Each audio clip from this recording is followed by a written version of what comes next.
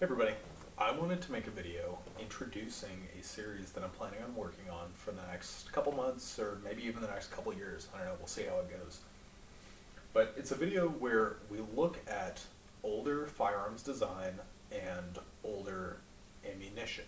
Specifically firearms and ammunition that are typically regarded as being obsolete in this day and age.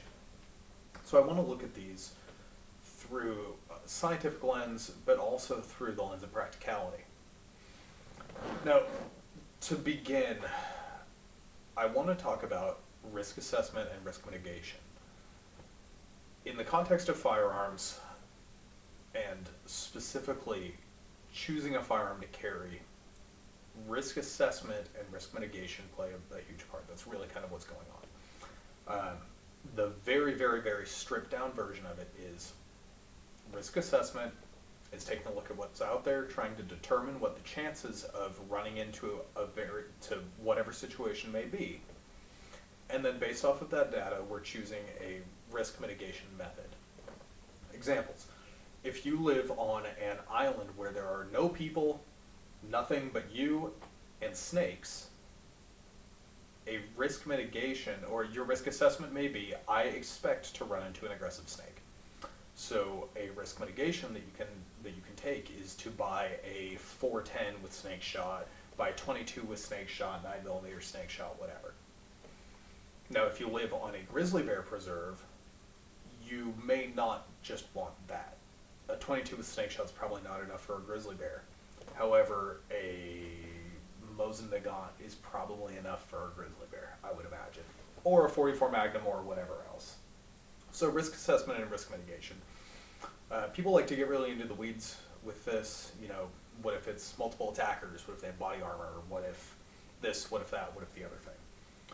And that's fine. That's everybody does it. It is purely their own risk assessment, and that's cool. And this risk assessment drives risk mitigation. Now, how that actually matters in the context of this, I think that in the last, really kind of since the dawn of firearms time, or the dawn of men using weapons for things, but specifically in this context, I think within the last maybe 10 or 20 years, there's been a lot of talking, but not really a lot of actual scientific inquiry to support these risk assessments and these risk mitigations. What I mean is there's a common dialogue that people reference, and that is someone says 9mm is great, and then some guy on a forum says 9mm is a pea shooter, it's going to bounce off, it's anemic, it's not enough, I carry a 45 because they don't make a 46. And then person one says, well, that was then in the 70s, this is now, and we have all this amazing technology that makes 9mm on par with a 45. And really what that is people comparing some scientific information and a lot of anecdotal information, but through the lens of their risk assessments. Because the guy carrying the 45 has probably assessed his risk differently than the guy carrying a 9mm. And I'm not here to say who's right or wrong, but I am here to try to introduce a little bit more scientifically gathered information into the discussion. Now here's what I mean. Years ago, I needed a carry gun. After looking at the market and talking to lots of people and factoring in my own experiences, I settled on the SIG P365XL. When I got it, it also had a slide-mounted optic. I clearly no longer use that. Maybe I'll make a video on that someday. But this, to me, seemed like this was probably the best gun to carry. This ticked the boxes the best.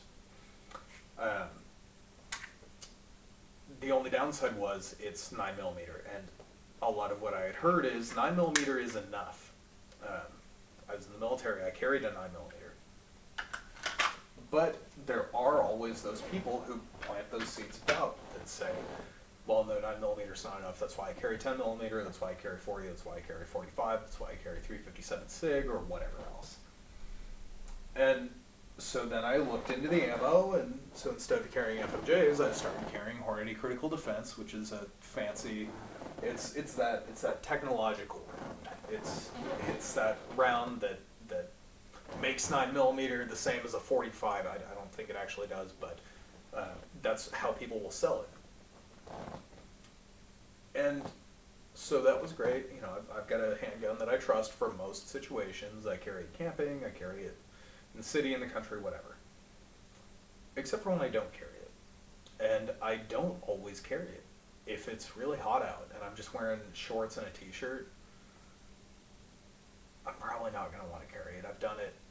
It's better than carrying a full size, but it's enough where if I'm just going to the store to get some milk or something like that, I really will consider, I'm only going to be gone 10 minutes. I think I'll be okay without it.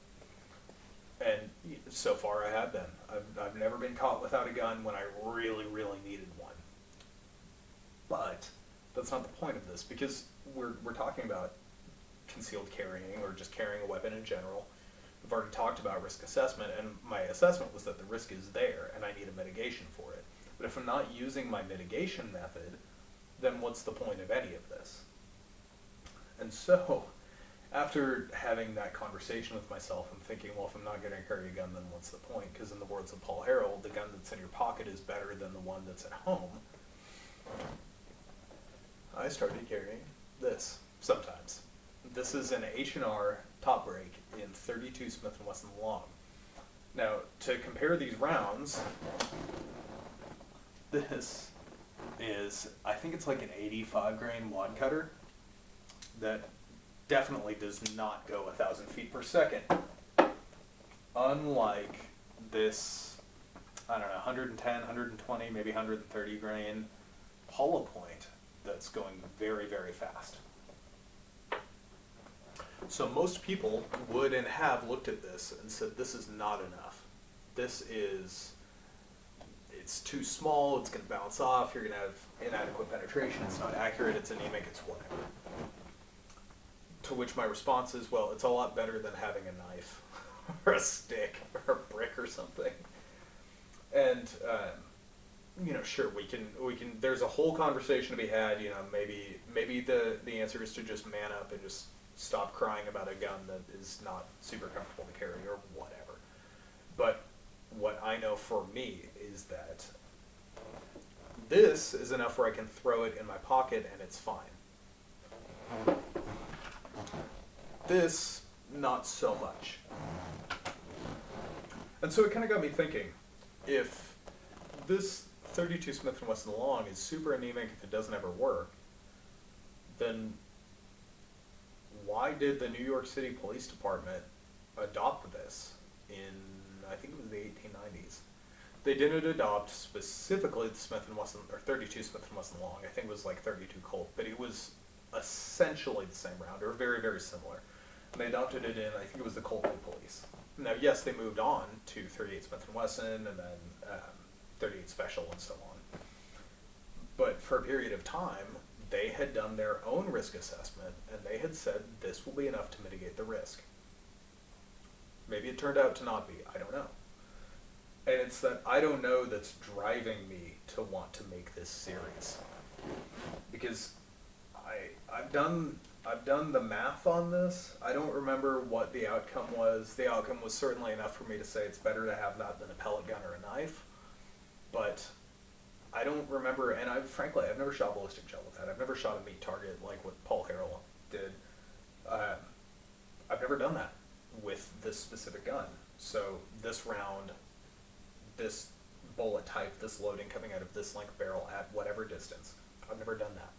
And so I kind of want to start doing that because I'm fascinated with this concept of, at one point in time, this was enough for people.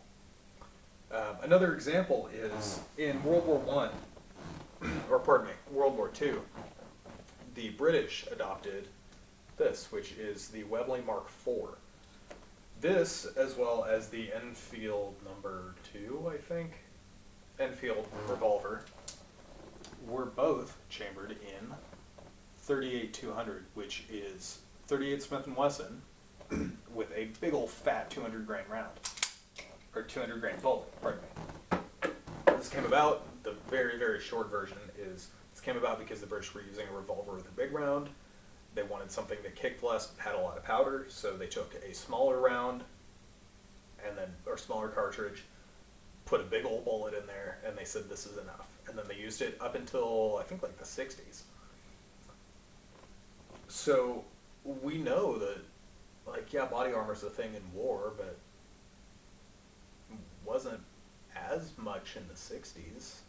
I mean, flak jackets, I guess, but it's not in the state that it was. And so why is it that they switched? Did they just switch because the Browning high power is generally considered better for what they were facing? I believe so. But it does make me wonder, are these really obsolete? I don't know. Now, another thing that got me thinking was I recently bought another revolver, a very old one. I'm not going to say what it is. I want people to try to guess. But it is chambered in this, and these are boutique hand loads. It's a weird round. These were kind of expensive, but it's chambered in this. And I'm not going to say what it is. But these are, I think it's 180 grain, 179 grain bullet that is going relatively fast. And so I crunched the numbers and found that's about as effective as a .38 Special, which many people would consider to be adequate for self-defense. .38 Special has been shown to, under some circumstances, not be as effective, however you define that as, say, 9mm, 9x19. But many people would say .38 Special is you're probably okay with one. A lot of people say, yeah, my wife carries one or whatever. Well, I have this weird ammo that's about a .38 Special. But the difference is, this revolver that I bought was designed in the 1880s, maybe the 1890s. And so it has a loading gate. And what it's missing, so what it's missing is you don't have these quick reloads. There is obviously there's no magazine to take out because it's a revolver, but there's no swing out cylinder, it's not a top brake. You have to open the loading gate, eject around, put one in, and then you do that 6 times and you can reload, which then kind of got me thinking about what are some of the other circumstances. Now, it starts to get a little bit foggy in this specific area because it is one thing to be able to say, this round goes this fast at this weight out of this length barrel, so it will have roughly this effect on target. And we can test this over and over again with meat targets. It's a little bit different to say, well, a single load revolver with a loading gate isn't effective, or it is not adequate as compared to an autoloader. Yes, you can absolutely reload an autoloader faster than the revolver that I'm mentioning. However, my question is, at what point do you need one over the other? And this is something that I haven't talked about so far. Recently I was looking at a bear gun because I saw a bear when I was camping. And I only had this on me, and that's probably okay. I only had my 9mm, that is. And that's probably okay, but I don't know, and I was looking it up, and so I found a relatively cheap copy of a Single Action Army in .357 Magnum, and I did some research, and it seems like .357 Magnum is generally enough for a bear. That is to say that if a bear's charging at you and that's all you have, you will be much better off. You will probably be able to kill a bear with that as opposed to a .22 or a 9mm or a .32 Smith & Wesson long. But I was hearing a lot of people say, well, you should really have a .44 Magnum. I was also seeing the same thing with .45 Long Colt. People are saying that's probably enough, but you should really get a .44 or .454 or a .500 or whatever else. And then also that single action is really going to screw you. And then I was kind of wondering, well, is it? I'm not going to test this. I'm not going to go find an angry bear and try to provoke it and try to kill it with one shot out of a 357 so I can say, see, it's fine. But it still got me thinking, what is enough? And so these are some of the things I want to test, and just some ideas off the top of my head is testing different guns, doing the whole math thing and showing this is what a 45 does, this is what a 9mm does, this is what a 44 Magnum does, and this is what our weird old obsolete round does. Then I would like to shoot like a Paul Harrell style meat target with it so we can see, okay, well, this is what our penetration looks like, this is what our expansion looks like,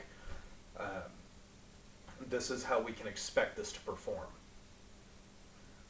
But then maybe even start to get into the, well, more anecdotal side of things.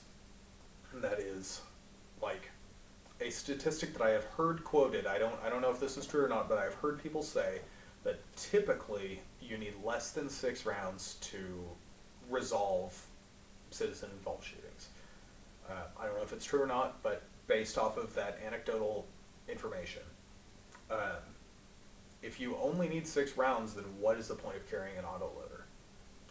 The point of carrying an autoloader for many people is, well, what if I need more than 6 rounds? That's a very, very fair assessment, and great, I'm glad that you can have an autoloader for that. But what I'm curious is, okay, well, like realistically, how quickly do you need to reload? Do you need to reload at all? I don't know.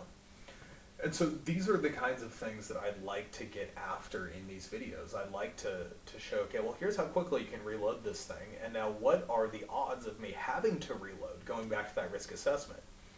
You know, what is the frequent, or what are the odds of me having to use this? What are the odds of me not resolving it in my first shot, second shot, third shot, fourth shot, fifth shot, sixth shot?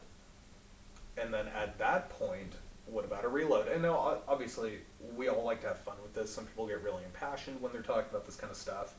But I'm just curious, and I would like to put the data out there, because ultimately, it's up to the individual to look at the data and make their own decision. I'm never gonna say someone's wrong for using a 45. I'm never gonna say someone's wrong for using a 9mm or whatever.